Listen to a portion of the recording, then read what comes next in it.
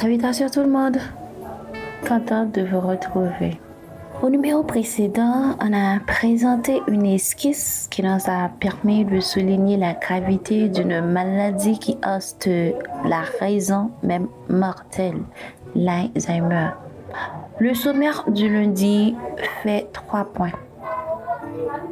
L'amnésie ou la perte de mémoire, comme 1. Difficulté à comprendre les images ainsi que les relations spatiales, 2. Confusion avec le temps et le lieu. Présentement, continuons à jongler avec synergie et subsidiarité sans perdre de vue l'objectif visé, l'idée analytique d'enseignant annonciateur de l'Alzheimer. Comme le titre le donne à entendre, nous ne saurions parler avec délicatesse des symptômes de la maladie sans pour autant toucher les mécanismes de défense.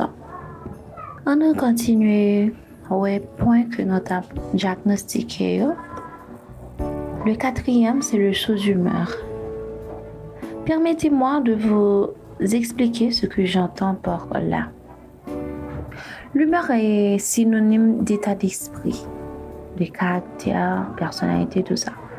Le saut d'humeur est un brusque changement de l'humeur qui peut se manifester à tout moment, souvent pour des broutiles.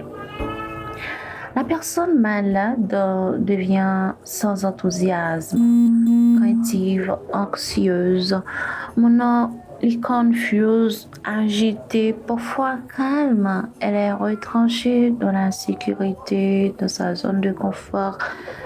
Vite, c'est pour nous arriver et un spécialiste si toutefois nous remarquons mon a changé d'humeur à tout moment. Dans le même ordre d'idée ça, on a pour 5e point. La personne atteinte de la maladie d'Alzheimer, il commence à retirer progressivement de toute activité de loisir. Après, on monde ça te rend compte que des heures pour faire des sorties, des fois il qu'on accompagne. Allez non, endroit qui est fait pour ça, pour capable recréer l'esprit, pour que il travaille relaxer. Mais brusquement, c'est pas ça qui vient intéresser les. Et même activité sociale, le travail, tout ça va pas intéresser. Qui donc, il ne s'agit pas de raisonner, d'argumenter. C'est faire les consulter un psychologue. Ok. En 6e lieu, la personne qui est atteinte de l'Alzheimer est devenue impuissante face à une prise de décision. Elle est indécise, il est difficile pour lui accorder moindre attention dans ça qui est pour hygiène corps. Voilà ce qui dénote une attention particulière à cela qui frappe la maladie d'Alzheimer. Nous pas supposé négliger mon ça, il est très fragile. Il est très fragile. Et si nous faisons comme ça, il risque de faire infection, disons-le carrément, des cas d'infection graves pour certains.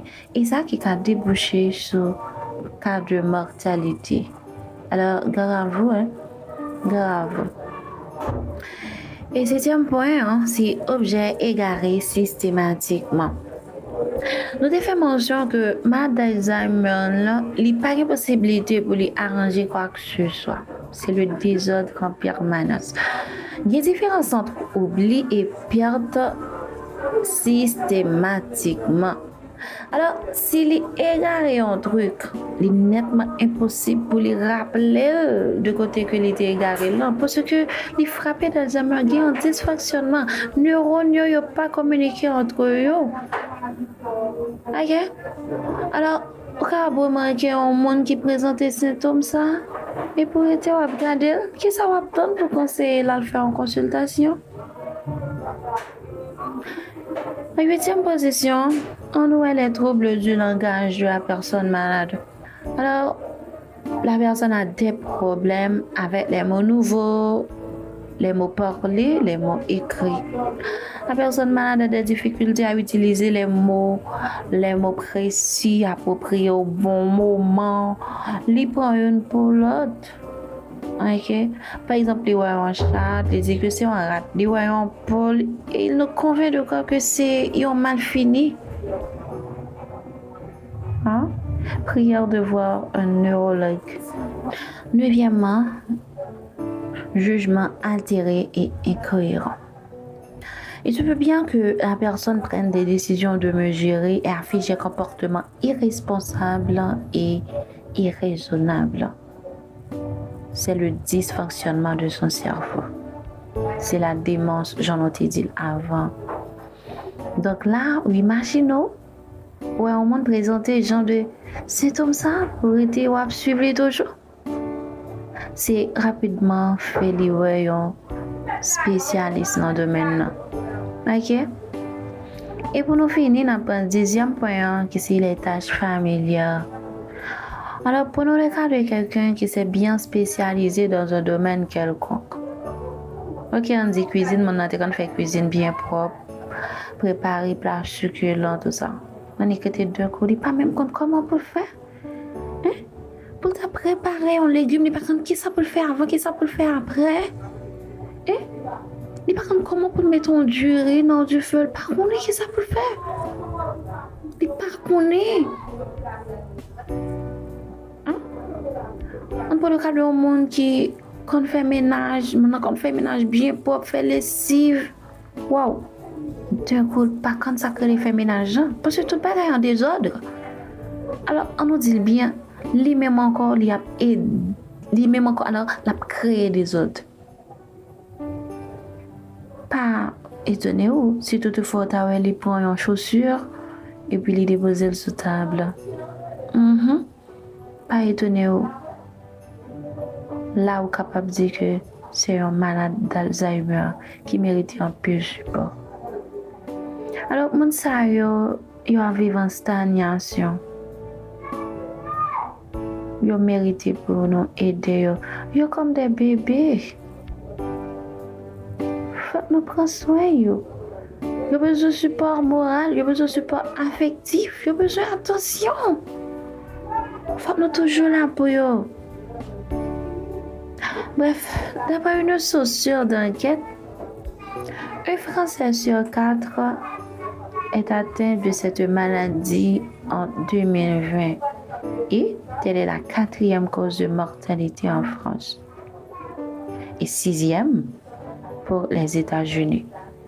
On a répertorié 225 000 nouveaux cas par an. Il ne suffit pas de dramatiser seulement. Il y a des facteurs qu'on peut mettre en œuvre pour prévenir ou ralentir son évolution. Nous avons fait mention de prévention. Qu'est-ce que ça veut dire? Quand on parle de prévention, c'est la phase qui précède les premiers signes cliniques. Donc, nous avons deux catégories de prévention. Premièrement, c'est prévention primaire. La prévention primaire, c'est celle qui évite que la maladie n'apparaisse. Et la prévention secondaire, c'est le fait de diagnostiquer le plus tôt possible la maladie. En fait, nous t'ai parlé de facteurs qu'on est capable de mettre en œuvre pour ralentir l'évolution maladie. Premier facteur, là, c'est l'exercice physique et manuel. Exercice physique, non, c'est monter en vélo, danser, jouer, tout ça, c'est exercice physique. Ok?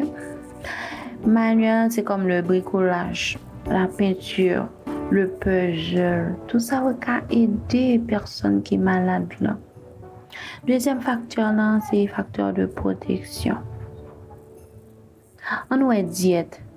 Là, nous dit diète, nous voulons parler d'un régime nutritionnel. Dans le régime, ça, pas bien chips, pas bien cacahuètes, ça aurait les pistaches en créole, pas bien soda. Au contraire, il faut consommer plus poisson. Statine, c'est éviter les matières grasses en vue de baisser le taux de cholestérol. Troisièmement, consommation à modérée d'alcool, éviter de consommer un peu d'alcool.